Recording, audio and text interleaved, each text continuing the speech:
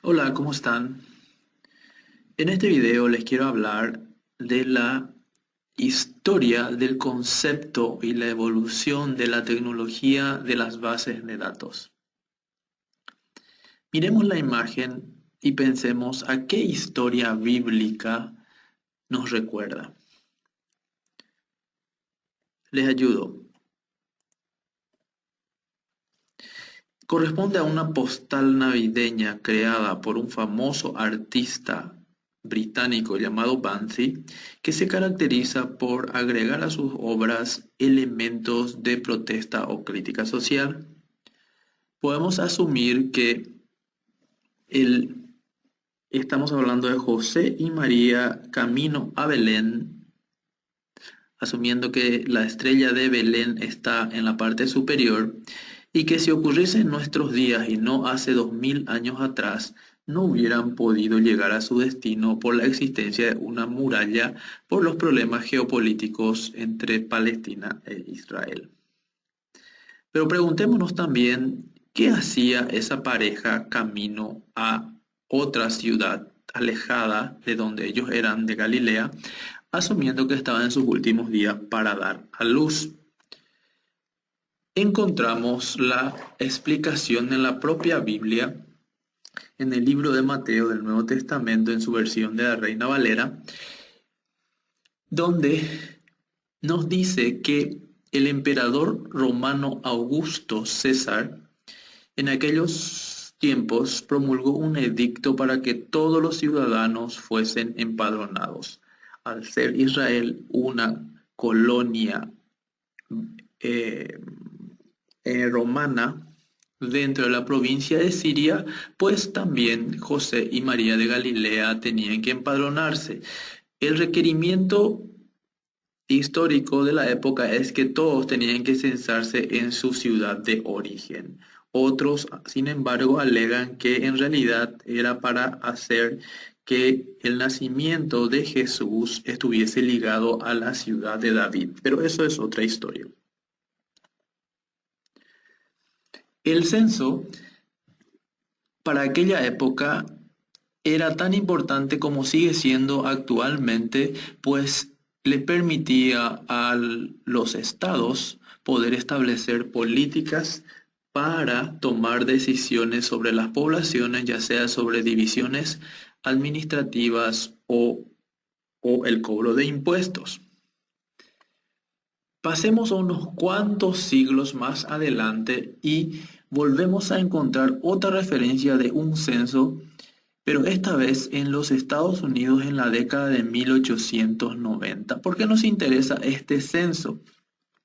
Este censo se considera un hito histórico por ser el primero en el que fue utilizado una máquina de tabulación que fue creado por el inventor americano Herman Hollerith, viendo que en el censo anterior de la década de 1880 se había demorado tanto para procesar la información que había llegado a 1890 y todavía no se tenía procesados los datos del censo. Entonces, para tomar decisiones pertinentes, se necesitaba tener con mayor rapidez el procesamiento de los datos, por ejemplo, de un censo. Fue tan exitoso la máquina tabuladora creada por Hermann Hollerith que a él se le considera como uno de los padres de la computación y la informática. Tanto es así que en la década de 1890 él empezó a comercializar dicha máquina, que consistía en una máquina que utilizaba las famosas tarjetas perforadas, porque lo que él dedujo es que muchas de las respuestas a las preguntas del censo se podrían almacenar en datos de tipo sí o no.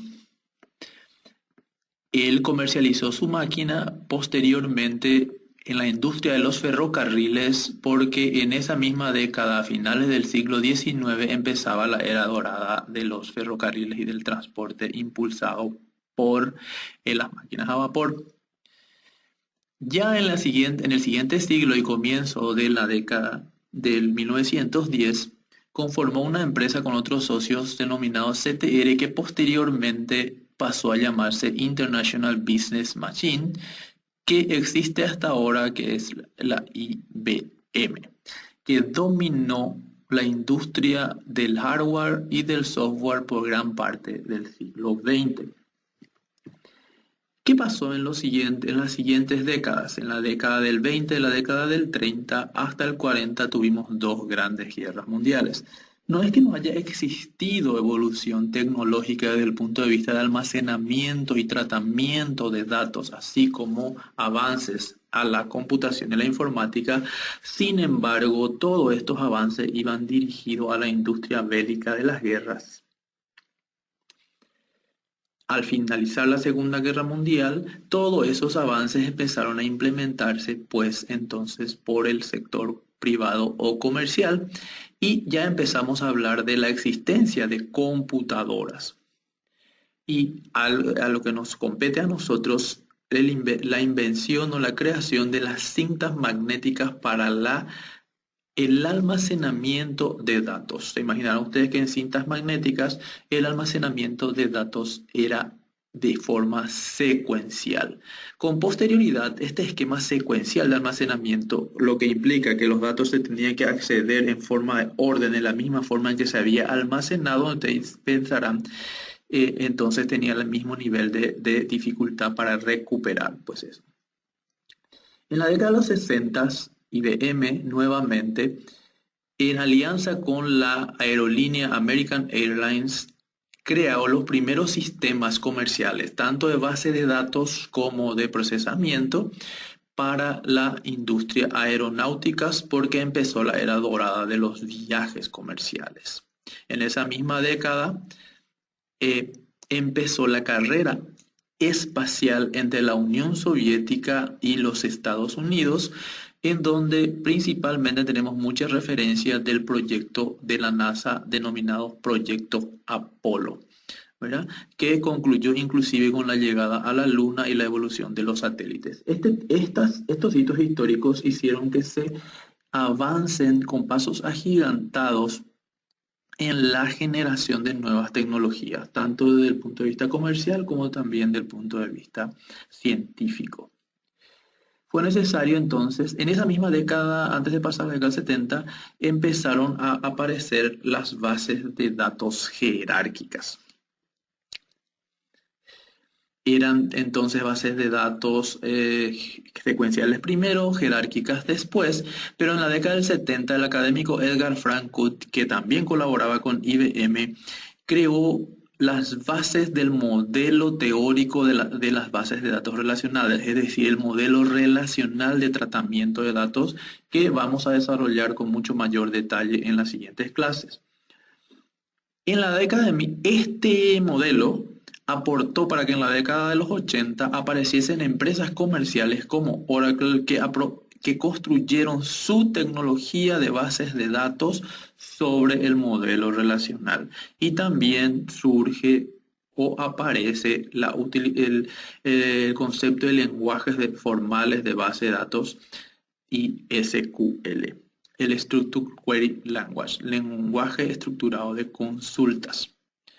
Ya aproximadamente en el 83, a mediados del 80, surgen también empresas como Microsoft y Apple con sus tecnologías que empezaron a competir por el mercado de las computadoras personales. Podríamos decir que en los 90 se notaba cierta victoria o ventaja de Microsoft en esta carrera sobre las bases de datos y las tecnologías personales y orientadas a las pymes. Un gran impulso nuevamente ocurrió con la creación de la World Wide Web y la implementación de la Internet a nivel mundial. El apoyo principal de esto es la creación de aplicaciones web y de la conexión entre las bases de datos de diferentes regiones, ¿no? Básicamente estamos hablando de interconectividad. En la década del 2000, con mucho avance ya en las tecnologías de bases de datos y ya comerciales, empezamos a hablar de bases de datos libres y de código abierto. una de las bases de datos libres. Desde el punto de vista tecnológico, el sistema de gestión de bases de datos vamos a utilizar en esta clase, que es el Postgres. Y en la década del 2010, ya con un gran avance mundial de Internet y la interconexión de todos, inclusive el surgimiento de las redes sociales, se empieza a hablar de Big Data y de procesamiento de enormes cantidades de información almacenada y la toma de decisiones sobre los mismos, y también el concepto de datos abiertos, lo que implica en que todos los datos sobre que sean públicos deben ser de acceso público y abierto y de tratamiento público basado en estándares. ¿Qué nos espera en las siguientes décadas? Pues estaremos pendientes de verlo y analizarlo.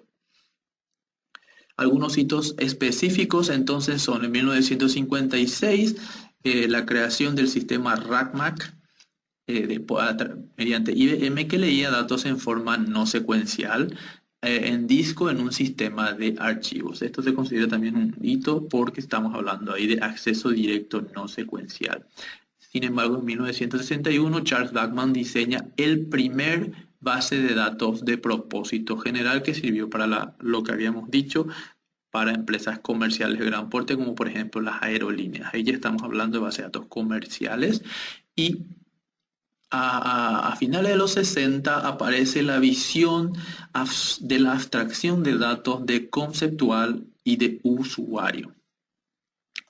Estos, a su vez, ¿qué significa conceptual y usuario? Pues desde el diseño desde un punto de vista más técnico y conceptual, y que los usuarios finales, ya aparece el concepto de usuarios finales, no necesariamente de diseñadores, de que tenían que tener una visión de los datos orientada a ellos y a sus negocios. Pues esto eran los fundamentos del modelo jerárquico. IBM y American Airlines implementan el sistema que ya hemos mencionado, se llamaba Sabre, que permitía el acceso de múltiples usuarios. Imaginarán ustedes que para la reserva de pasajes y la gestión de los mismos se requería accesos múltiples y no multiusuario, ¿verdad? Esto ya en los 60 ya se hablaba del acceso multiusuario, y mediante redes de comunicaciones que eran privativas, ¿verdad? Internet viene posteriormente y ya no son privativos. En la década del 70, pues el investigador asociado a IBM desarrolla el modelo relacional que utilizamos hasta nuestros días. Pues esa es la historia más reciente de las bases de datos. Pero cuando hablamos de bases de datos, ¿por qué? Los primeros censos, eso de 2000 años atrás, y aún censos que se dieron posteriormente en la Edad Moderna, pues se registraban en papeles, ¿verdad? Y se imaginarán que se requería copias y eventualmente implicaban un tratamiento relativamente complicado. Ya a finales del siglo XX es que se empieza a hablar de tratamiento de la información y toma de decisiones basadas en los mismos en forma automatizada. Entonces, las ventajas de las bases de datos, de un punto de vista conceptual, es controlar, por ejemplo, la redundancia, lo que implica que si yo quiero guardar datos sobre los hombres y las mujeres de un censo, pues necesito guardarlo una sola vez en un solo lugar, y a partir de ahí los proceso, ¿verdad? Los proceso o los analizo y no tengo que copiarlos en diferentes instancias o diferentes lugares. Se empieza a hablar de reducir o controlar la redundancia de datos. También se habla de evitar la inconsistencia. Ejemplo de esto puede ser que, por ejemplo, en una venta, el total de la venta debe ser la sumatoria o la suma del detalle de lo vendido, ¿verdad? Entonces, las bases de datos proveen esta ventaja de que permiten hacer cálculos que evitan las inconsistencias y los errores. En cuanto a la ventaja de tener más información sobre la misma cantidad de datos, se imaginarán que, por ejemplo, sobre una misma venta, diferentes grupos de personas pueden tomar diferentes decisiones. Por ejemplo, basado en las ventas, el vendedor puede solicitar, los datos de la venta, puede solicitar la reposición de los artículos o las mercaderías, los contadores sobre esos mismos datos hacen su registro contable, los encargados de depósito sobre esos mismos datos hacen el pedido de las compras y así sucesivamente se tiene mayor información sobre la misma cantidad de datos registrada y la información es la estructuración, la combinación de esos datos basados en los intereses propios de cada grupo. Y en consecuencia los datos se pueden compartir. Al estar almacenados de forma estructurada en un solo lugar, se facilita su compartirlo y entonces se pueden tomar decisiones basadas en datos compartidos. Con mayor relevancia cuando empezamos a hablar de bases de datos que están en un servidor y pueden ser accedidos a través de una red. La aplicación de estándares específicos es de que, por ejemplo, cualquier lenguaje, si las bases de datos siguen los estándares del modelo relacional, por ejemplo, cualquier lenguaje basado en SQL los puede consultar y manipular. El control de integridad de los datos implica que se protege los datos de poder generarle inconsistencias, es decir, la protección de los datos. Lo que implica, por ejemplo, si yo ya hice una venta a un cliente, debería proteger de poder cambiar los datos del cliente para que no genere una información engañosa sobre las ventas históricas o con mucho más cuidado aún la eliminación de los datos para que yo las ventas históricas pueda saber siempre a qué clientes se realizaron. Si yo dejo que los datos puedan ser borrados libremente, por ejemplo, datos del cliente, yo no podría poder analizar qué le he vendido. A eso se refiere integridad de datos y es una ventaja del concepto de base de datos. Algunas ventajas adicionales son, por ejemplo, la mejora en la seguridad desde el punto de vista de facilitar los accesos solamente a las personas que tienen las credenciales, es decir, que tienen los permisos para poder manipular los datos y a otros solamente darle acceso de consulta o inclusive ningún acceso. Entonces se asegura la seguridad, vaya la redundancia. La accesibilidad de los datos está dada por la disponibilidad misma de que se permite acceder a los datos a través de las aplicaciones y por diferentes mecanismos. Mejora la productividad desde el punto de vista de que no se registran en forma redundante. Con el mismo dato registrado de las ventas, en el área de contabilidad ya puede hacer su análisis sin la necesidad de volver a registrar los datos nuevamente. Entonces se pasa directamente a la fase de análisis y no se requiere la carga o la generación nuevamente de datos propios. La independencia de datos se refiere a que en la práctica los datos ya no dependen del medio físico, es decir, una base de datos yo puedo instalar en diferentes equipos y no están casados con el tipo propietario de computadores o equipos físicos en las que pueden estar. Básicamente una base de datos puede ser instalado en diferentes tecnologías desde el punto de vista de equipos informáticos, ¿verdad? Es independiente al medio que lo contiene.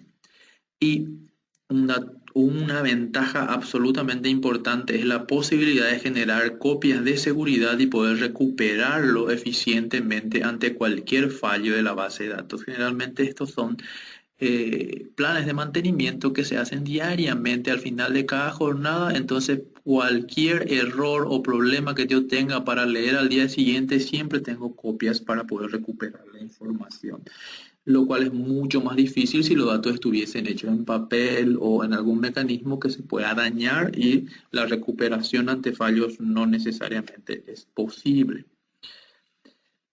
Basada en estas ventajas podemos empezar a definir lo que son las bases de datos.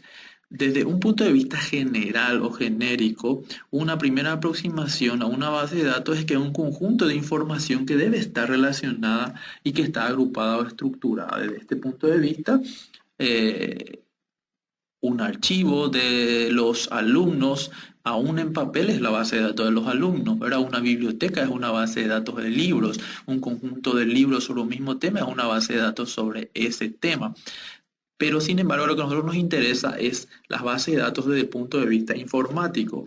Aquí la base de datos es un conjunto estructurado de datos que están almacenados en discos que permiten el acceso directo a ellos y una variedad de programas software, es decir, los programas hacen parte de las bases de datos que a su vez permite consultar y manipular dicho conjunto de bases de datos. Entonces, cuando hablamos de base de datos desde un punto de vista informático, estamos hablando de datos que están almacenados en discos de forma digital.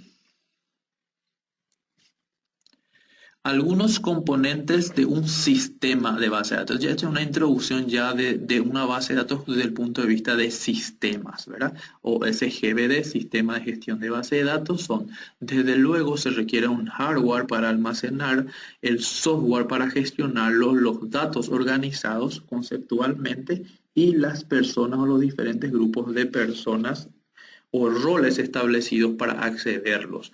Vamos a ver rápidamente a qué se refiere con equipos y estamos hablando de servidores que pueden ser físicos o virtuales.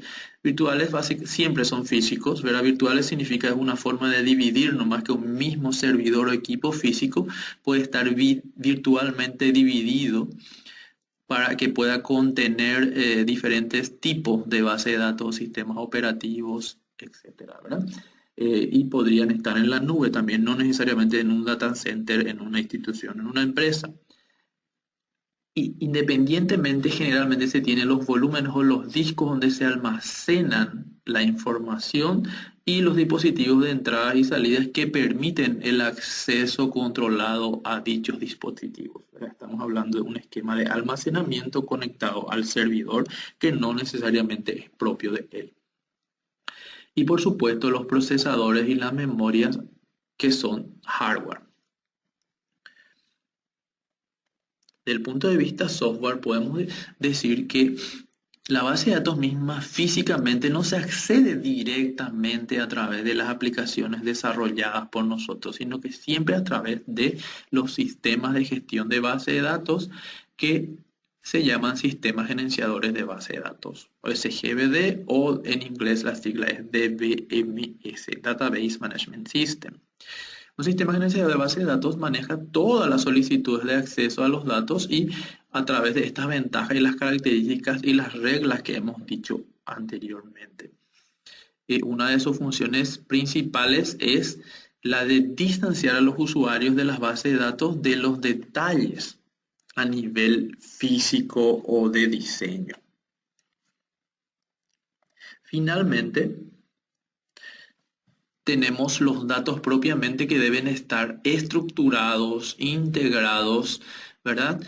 Unificados por ciertos criterios que generalmente implica evitar la redundancia y establecer las relaciones entre los mismos y que deben permitir el acceso compartido, ¿verdad? Es decir, la información debe poder compartirse entre diferentes usuarios de acuerdo a la necesidad de cada uno de ellos. Y ahora sí, el elemento o componente de persona o humana son los diferentes roles que se establecen para que puedan acceder a las bases de datos. Estos roles son básicamente convenciones.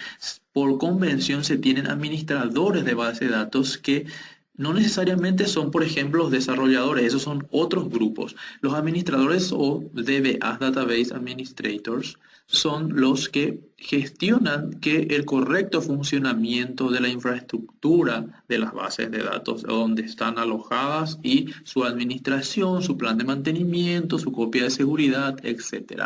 Están los diseñadores, que son los arquitectos de sistemas que diseñan desde el punto de vista conceptual, es decir, lo que establecen hasta dónde hasta dónde incluye esta base de datos y establece el diagrama, por ejemplo, de un punto de vista lógico o conceptual, que es algo que aprenderemos a hacer también en las siguientes clases. Los usuarios finales pueden ser de diferentes tipos y son los que finalmente usan, pero están abstraídos de esto, ¿no? De estos detalles de diseño. Los usuarios finales no necesitan saber en qué tablas están los datos. Los usuarios finales acceden a través de sistemas específicos, ¿verdad? Estos pueden ser paramétricos como por ejemplo cajeros, vendedores, contadores, ocasionales que simplemente son de consulta, ¿verdad? Clientes. También puede haber usuarios avanzados, no sé, en la medicina, que consultan base de datos expertas sobre enfermedades, etcétera, y que requieren algún tipo de nivel avanzado de conocimiento para poder entender el contenido. También los usuarios autónomos en realidad son procesos de sistemas, procesos software que pueden hacer consultas y proveer o procesar información y proveernos también resultados, ¿verdad? Y nosotros seríamos los analistas de sistemas y o programadores de aplicaciones que accedemos a las bases de datos y hacemos herramientas que puedan proveer a los usuarios eh, de los datos que requieren. Pues hasta aquí está el video de hoy. Muchas gracias y espero que les haya gustado.